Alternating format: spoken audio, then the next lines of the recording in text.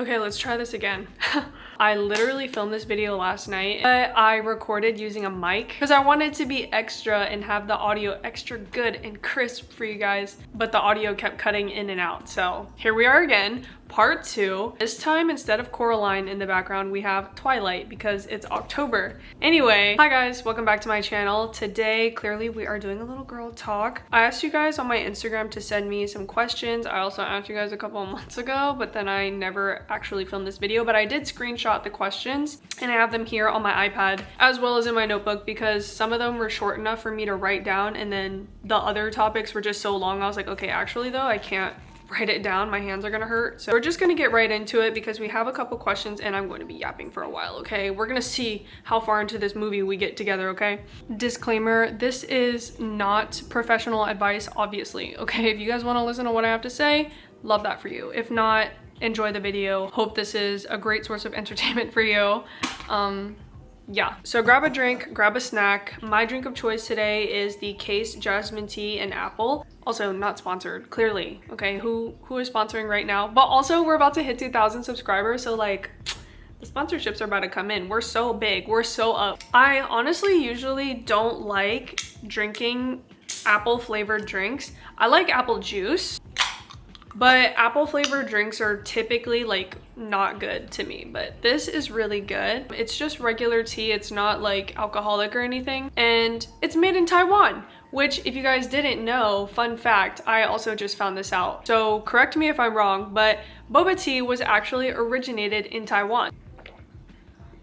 We also have some cheese balls here, my favorite, hot Funyuns, some peach rings to balance out the spicy and salty. I'm gonna get into one of these right now. We're gonna get into the first question, which is dating tips / how to talk to a guy. And I'm not gonna lie to you guys when I say this. I'm not trying to sound relatable in any way or anything like that. I absolutely have no riz, no type of riz at all. I've only had one like real single era in my life, okay? I'm a relationship girl, I'm a lover girl, unfortunately. So I'm not really sure how to answer this. I have had a lot of single friends that I can live vicariously through. All I can say really is to just be yourself, which is so cliche, but I'm being so for real. Just act like yourself, and if you guys aren't vibing, fuck them. There are other people in the world. Like if you have to change the way that you behave normally just to get this person to like you, what's gonna happen down the line if y'all eventually start dating and then you have to switch up and be your normal self? Honestly, that is such a man thing to do. I'm gonna tell you right now, men are actors, okay? That was honestly my last point. Let me stop fucking chewing. I feel weird. All right, you guys snack. I'm not gonna snack anymore. But I will get to the whole men are actors thing in a second. Okay, let's reel it back. Based on my single friends' experiences and also like my personal experiences through dating men, do not speak to a man if he does not have a job, if he doesn't look like he fucking showers, okay, doesn't have hobbies or any type of goal or take care of himself, okay? You do not, I'm begging, okay? This is based on my personal experience. Do not date a man that you will eventually have to take care of, okay? Don't do that shit. If a man does not contribute to your life in any sort of way, I don't even mean financially, okay? It doesn't even have to be financially, all right? If he doesn't help you in any way, if he doesn't help you grow, if he doesn't like do little things for you, like if he does not contribute to your life, because I promise you, men need us more than we need them, okay? If he does not add to your life, don't speak to him. I promise you. Honestly, if I could go back to my younger self, I would tell myself not to speak to a man at all. I wonder how old you guys are, because I know my younger self in high school, all the adults around me were like, don't get a boyfriend, don't get a boyfriend, it's such a waste of time, like don't get a boyfriend, just focus on your studies, focus on da da da da. And bitch, I wish I fucking listened to them. The amount of money, time, and energy I would have saved if I did not speak to a man, if I did not speak to a boy, if I did not have a boyfriend. Girl, I'm not gonna lie, men hold you back, okay?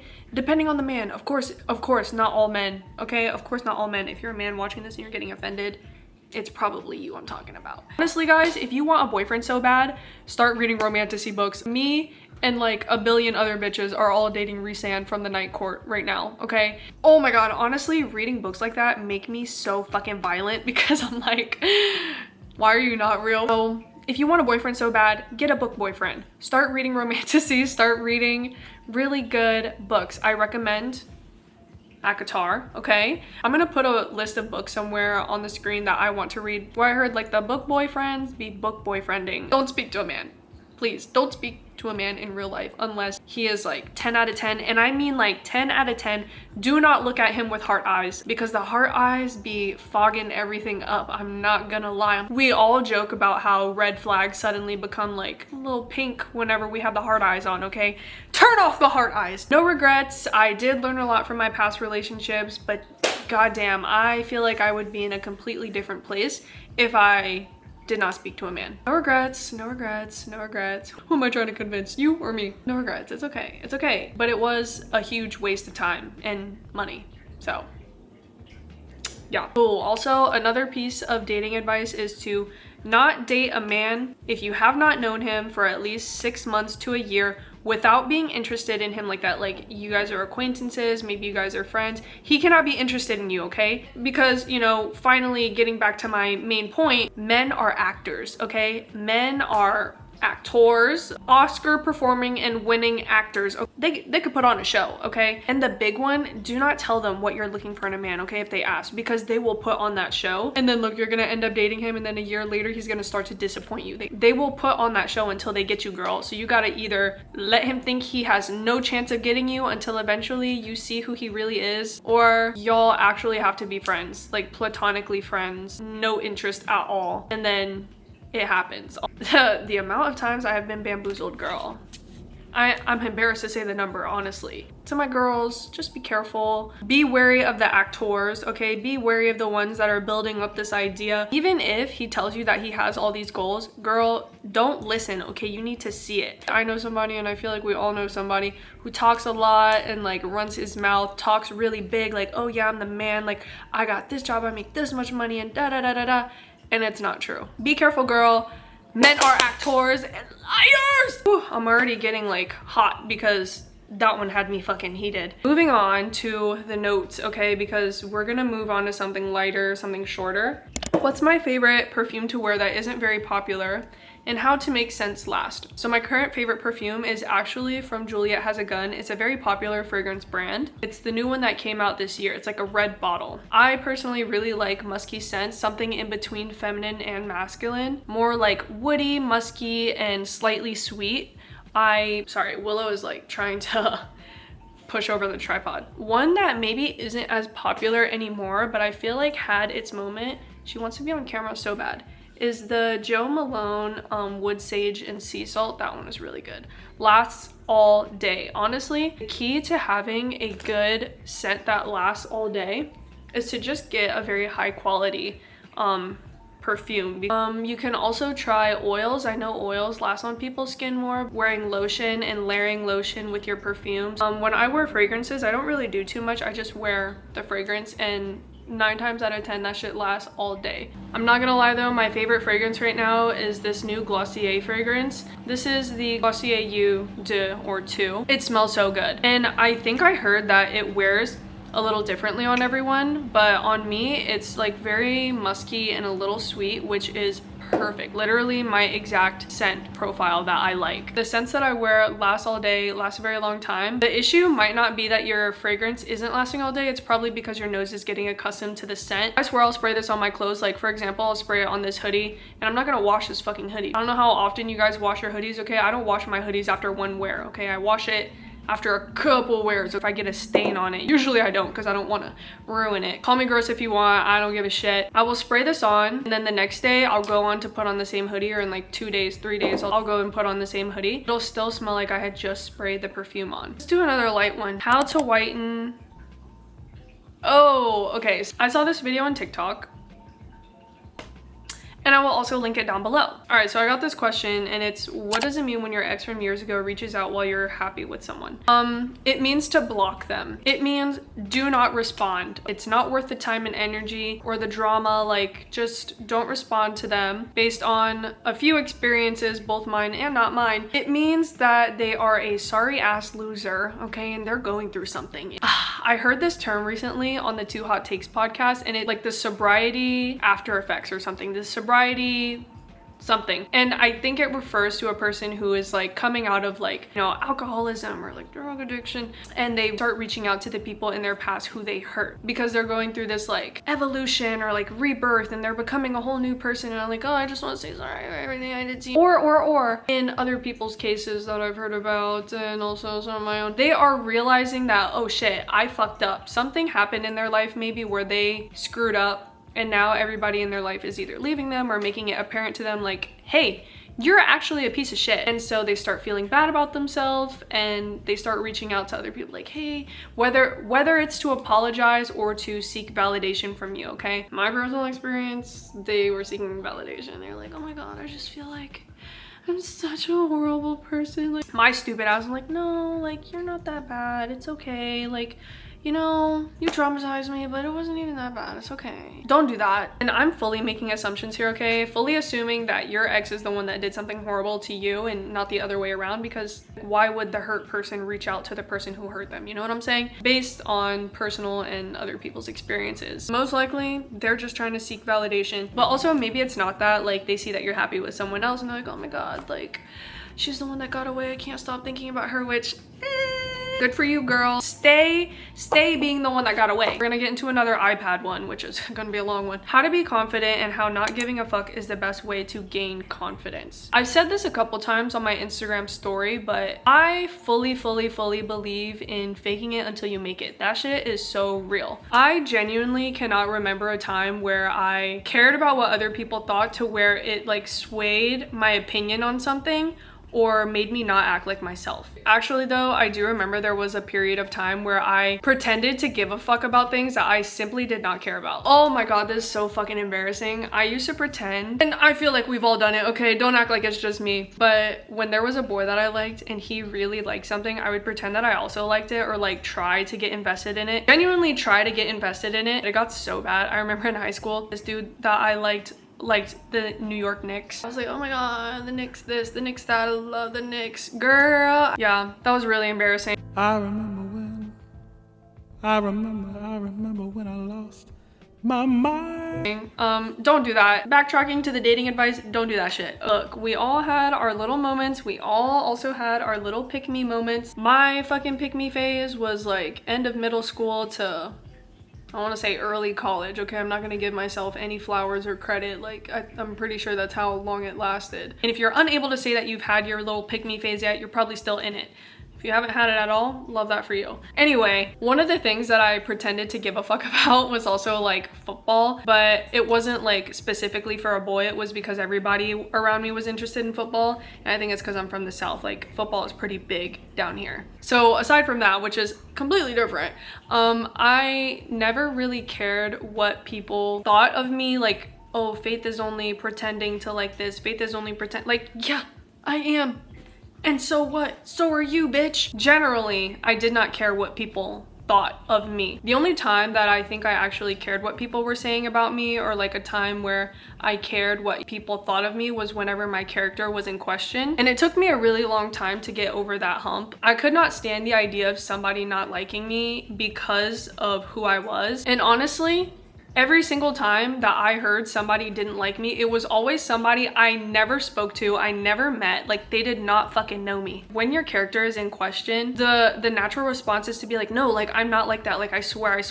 Like, you want to defend yourself so bad. And it took me a long time to just be like, okay, you don't like me? Bitch, I don't even know you exist. Bitch, I never spoke to you. Have never even been in the same room as you. Honestly, if you don't like me, that's fine. But you know, watch your mouth. And I don't remember where I heard this, but it's a very general saying, okay? The opinions of other people should not matter to you if you are not close to them or if they do not know you. And the only opinions that should matter are the opinions of your loved ones or the people within your circle. Especially if your circle are the type of people who will check you and be like, hey, like, I don't know about that one. And also another thing, for me, I was like, oh, this bad thing that they're saying about me, or this negative opinion that they're having about me, should not hurt me unless for some reason I feel like it's true. If I feel like it's not true, then that's that. It's not true, and I'm gonna go about my day. You can keep talking about me if you want. Go ahead. I love being the topic. And as soon as you genuinely stop caring about what these losers think, then the confidence naturally comes. And also, of course, surrounding yourself by good people who uplift you and make you feel good and support you, but of course clock you when you need to be clocked. Having a good solid circle is also important. If your insecurity is derived from like looks or because a boy doesn't like you or a girl doesn't like you, like it's fine. It's not the end of the world. Everybody has their own taste. Everybody has a different cup of tea, and that's okay. All right. Oh, you don't think I'm cute? You don't like me like physically? You're not attracted to me? That is okay. We all have our biases. If your insecurity is derived from being rejected or from not getting a job position or something like that, your time will come, okay? Another opportunity will come. This one was not your time. This one was not for you. Or maybe you just needed to try a different path, okay? And you don't know it yet. Everything will be okay. It's not the end of the world. Yes, not getting something that you work so hard for can be disappointing, but there will be another opportunity. And like, obviously, I'm not saying like, oh, just don't give a fuck and then move on with your life. Okay, you are allowed to be upset about something that you didn't get or getting rejected about something, like whatever it is, but don't let things like that tear down your confidence or make you feel like you're lesser than, okay? That is the overall message of what I'm trying to say. Okay, let's do another short one. How to make friends outside of college with similar interests. So I know I've mentioned this in a couple of my videos already, but I made almost all of my friends through social media. You guys have seen Minty. I met her through social media. And I also met Crystal through social media. I also think maybe going to events that you would usually go to or something of like common interest. Go to conventions or something that you're interested in. My brother Paul, he loves medieval type things. So he goes to the Ren Fest and he's made friends through the Ren Festival. I work in social media, so I go to events. I made friends through going to these events. Honestly, almost all of my friends are friends I made through social media, and it's because we're all like within the same niche. We all have a common interest because we all go to these things or because we all do this thing. Go outside, okay? But my next thing would be making friends through friends, which is honestly kind of how I became friends with Crystal. I met her through social media, but I did meet her through Minty as well, which I know can be a little tricky because people feel weird about mixing their friend groups. But there's no harm in trying, because if you're friends with somebody and you're friends with another person, like I feel like you guys have something in common, which means they would probably also have something in common. You know what I'm saying? And if your friends do not want to introduce you to their friends, because I've definitely had that happen to me, I would be a little wary. Maybe I'm just a skeptical person, okay? But I remember my ex-best friend, she always wanted to hang out with me and my friends, or like if I was doing something, she was like, oh, can I come? Like, oh yeah, of course. But if she was doing something with her friends, she would never ask me to come. And I was like, oh, okay. It was always me inviting her to hang out with me and my friends and never the other way around. So they might be talking shit about you, or they might just be a little weird. I don't know. Or maybe they just don't think y'all would mesh. But again, there's no harm in trying. Like, it's not like you're gonna meet their other friends and then start a fight with them, right? Like, what's the harm? Which brings me to my next topic, which I think we can easily segue into. How to deal with fake friends. You don't. I have not watched back my recent girl talk video, so I feel like I've already answered this question. Of course, if you know, catch your friend doing something a little weird, a little fake, I would definitely confront them about it. I'm a very big fan of confrontation, just taking care of a problem right away in a non-attacking way. Don't be like, hey girl, why'd you do this? This was so weird. Like, just be a little, you know, chill about it and be like, hey, I noticed that you did this and it really made me feel uncomfortable and rubbed me the wrong way, and see how they react, okay? If they try to gaslight you and give you a bunch of excuses, I would be wary, okay? Honestly, I would just cut them off. But that is because I have learned my lesson the hard way. Maybe your situation will be different, but for me, from now on, if I get an excuse, but even if they're extremely apologetic, I would still be wary, depending on whether or not they fix the issue. My friend Lily recently just posted this, but it was like, oh, like I had a friend who, you know, made me upset. She was extremely apologetic and it felt very genuine, but she never fixed the problem. And then another one of her friends was like, if they're not fixing the problem, they weren't actually apologizing to you. They were just being manipulative. And I can definitely see that. Like, they are trying to cover their tracks. Oh, I feel like I'm sounding very pessimistic. Maybe you read it wrong. Of course, ask them about it and see where they're coming from. But if they actually did something bad, who's to say that they won't do something crazier next time? With the over apologetic person who's coming up with the excuses, oh, but I completely understand like where you're coming from, so sorry I did that, won't happen again, blah blah blah blah blah, and then they continue to do it. This might be controversial, but I am a firm believer in ghosting. Some people are gonna be like, well, don't you think you owe them a conversation and shouldn't you talk to them about da da da da? No, because I've already talked to you about it. I've already told you what is bothering me. Honestly, if you feel like the friendship is not salvageable, cut it off. There will be other friends. There will be other people. You do not need this one. But anyway, I am a very firm believer on ghosting, on just completely like cold turkey cutting them off, all right? Because it's not worth your energy. After so many arguments and so many like conversations with people, the back and forth, them telling me something about what I experienced, me like, oh, actually, no, it didn't happen like that. I'm like, oh, okay, well then I guess I didn't. Like, I guess I'm just fucking crazy, right? I have come to the realization that it is not worth your time and energy, and just so far though, 2 out of 2 times, they have asked me for a conversation, which I have given them, and which I will now not do ever again, because 2 out of 2 times, it has been a complete waste of my time. From now on, and this is just my experience, I'm just gonna not respond to you if you ask for that conversation. Oh, like, were you guys even friends then if you're not gonna give them a chance to talk to you about it? If we were really friends, you wouldn't have been weird in the first place. Very odd friendship. And I understand that some things can't be helped, okay? Like secret animosity and things like that. But I'ma just excuse myself from it. If it can't be helped, that's cool. That is so fine. I'm just gonna, like, I just personally don't want to deal with that, so I'm gonna go. Clock it, talk about it. If it's not worth talking about anymore, if it gets to a point where it's just like, all right, this is fucking stupid and a waste of my time, it's giving me anxiety and whatever the case may be. What do I look like arguing with you? What do I look like going back and forth with you again? Just cut it off, okay? And that could make me a very bad person or not, but look, I'm gonna protect my peace, #1. Next topic. Coochie. How do you deal with cramps or your period? Okay, again, I feel like I'm not the best person to give advice for this. My cramps have never been like super bad, or it's not consistently bad for me to have a routine. When I have had bad cramps, heat or a heating pad, really good. I didn't have a heating pad, I just had Beep rotate hot towels onto my stomach every like 30 minutes, which was really nice. I know that people do go on birth control to help with their cramps. That is an option for you if they're like so bad, like you cannot move, and you know, once a month you are in the most like chronic pain, then maybe consider getting medicine, over-the-counter medicine even. I know some people, I think they take like ibuprofen.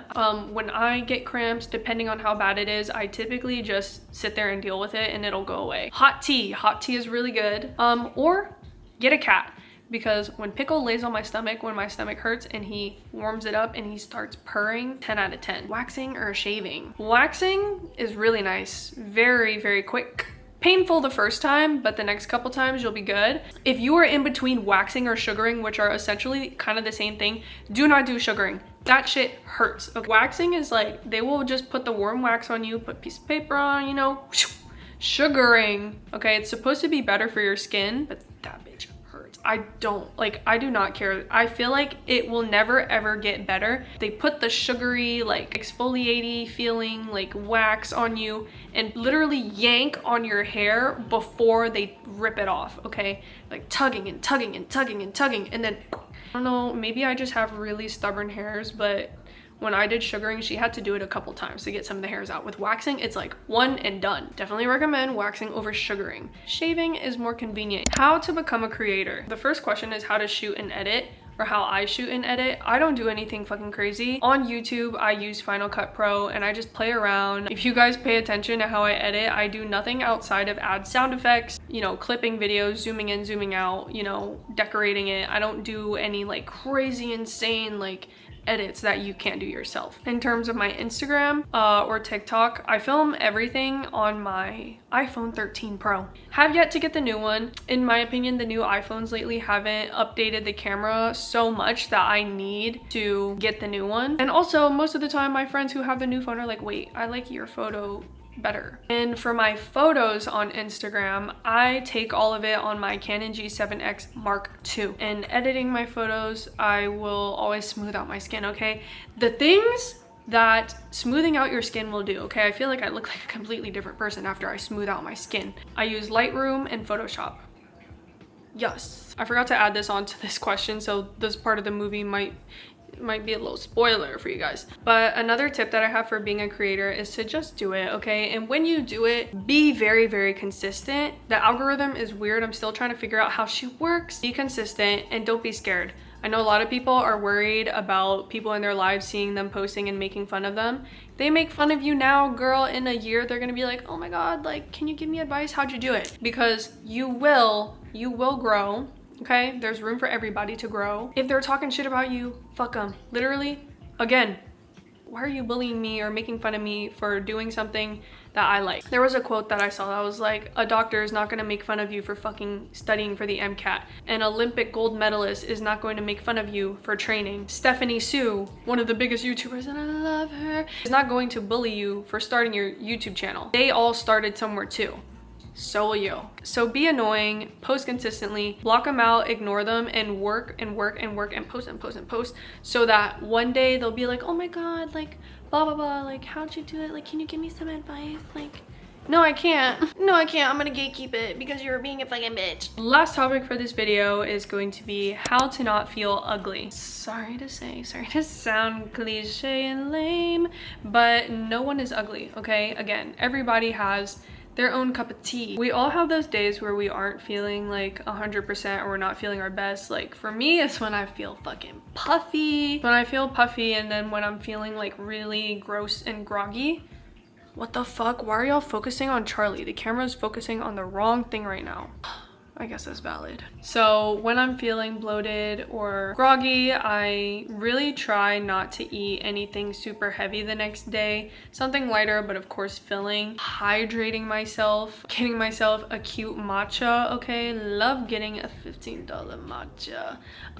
Of course after tip and everything. And going home, taking a shower, feeling clean again. I feel like when I take a hot shower and then boom, run cold water, that's when I feel very, very like, and running the cold water on yourself after you shower, honestly, it makes me feel like I'm doing like a cold plunge. Not that I let the water get that cold though. Like I cannot sit in water that is that cold. It makes me feel like super and awake. I also don't really like to wear makeup on days where I'm feeling ugly, which I know is very counterproductive, okay, because I know I look a lot better when I put makeup on. If I'm already feeling gross and puffy and nasty that day, I'm going to take care of my skin so that the next day I can have a pretty day, so that the next day I don't feel like garbage. And lastly, doing one productive thing in the day, whether that is like getting some form of work done, reading a book. Oh my God, I love to read a book. Yeah. Or cleaning your room or folding your laundry, just taking care of what you need to for the day. Maybe you want to put on a cute outfit or like a comfier outfit while you do so, cute pajamas while you do